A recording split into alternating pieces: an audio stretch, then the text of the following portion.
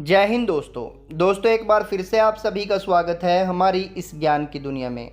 दोस्तों आज के हमारे इस वीडियो में हम आपको सुनाएंगे शिव पुराण श्री रुद्र संहिता के तृतीय खंड के 25वें अध्याय की कथा, जिसमें शिवजी द्वारा पार्वती जी की तपस्या की परीक्षा करना बताया गया है। तो ब्रह्मा जी बोले, हे मुनिश्रेष्ठ नारद, सप्तऋषियों ने पार्वती जी के आश्रम से आकर त्रिलोकीनाथ भगवान शिव को वहाँ का सारा वृतांत सुनाया। सप्तऋषियों के अपने लोक चले जाने के पश्चात शिवजी ने देवी पार्वती की तपस्या की स्वयं परीक्षा लेने के बारे में सोचा। परीक्षा लेने के लिए महादेव जी ने एक तपस्वी का रूप धारण किया और उस स्थान की ओर चल दिए जहाँ पार्वती तपस्यारत थी। आश्रम में पहुंचकर उन्होंने देखा पार्वती वेदी पर बैठी हुई हैं और उनका मुखमंडल चंद्रमा की कला के समान तेजोदीप्त था।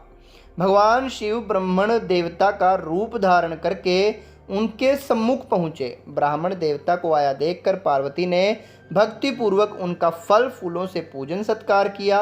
पूजन के बाद देवी पार्वती ने ब्राह्मण देवता से पूछा, हे ब्राह्मण देव, आप कौन हैं और कहाँ से पधारे हैं? मुनीश्वर, आपके परम तेज से यह पूरा वन प्रकाशित हो रहा है, कृपया कर मुझे अपने यहाँ आने का कारण बताइए।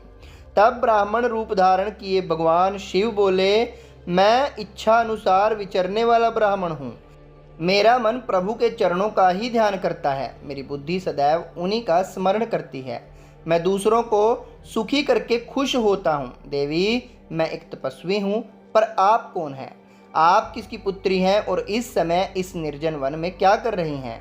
हे देवी, आप इस दुर्लभ और कठिन तपस्या से किसे प्रसन्न करना चाहती हैं? तपस्या या तो ऋषि मुनि करते हैं या फिर भगवान के चरणों में ध्यान लगाना वृद्धों का काम है। भला इस तरुणावस्था में आप क्यों घर के ऐशो आराम को त्याग कर ब्रह्मचर्य का पालन करती हुई तपस्विनी का जीवन जी रही हैं?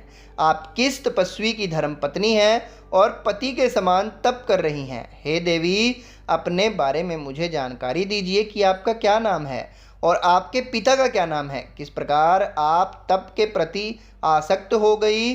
क्या आप वेद माता गायत्री हैं, लक्ष्मी हैं या सरस्वती हैं?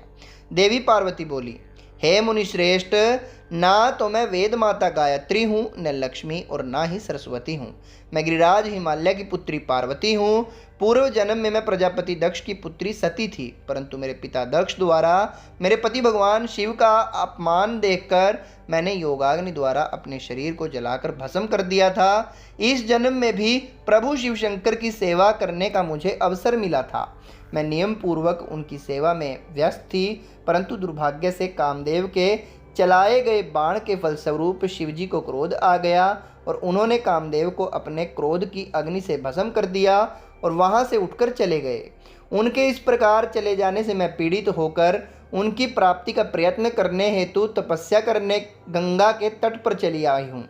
यहाँ मैं बहुत लंबे समय से कठोर तपस्या कर रही हूँ ताकि मैं शिवजी को पुनः पति रूप में प्राप्त कर सकूँ, परंतु मैं ऐसा करने में सफल नहीं हो सकी हूँ। मैं अभी अग्नि में प्रवेश करने ही वाली थी कि आपको आया देखकर ठहर गई। अब आप जाइए, मैं अग्नि में प्रवेश करूंगी क्योंकि भगवान शिव ने मुझे स्वीकार नहीं किया है।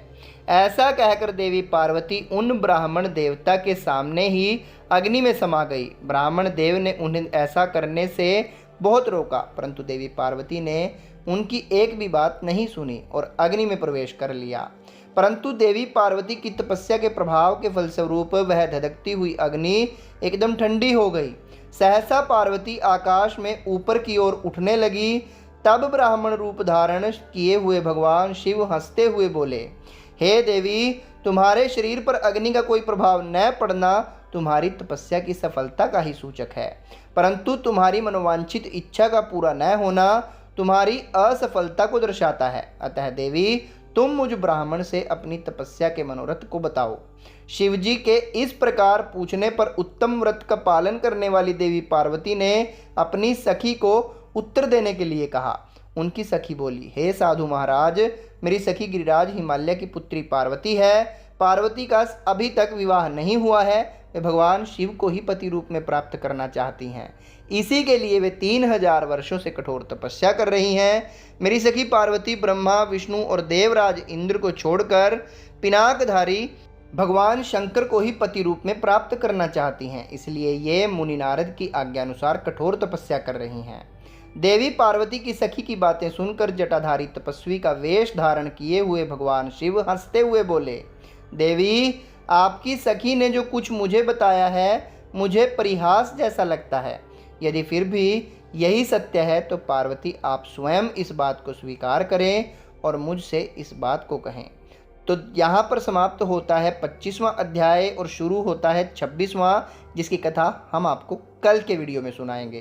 तो फिर मिलेंगे आपको कल नए वीडियो के साथ। तब तक के लिए जय हिंद, जय भारत।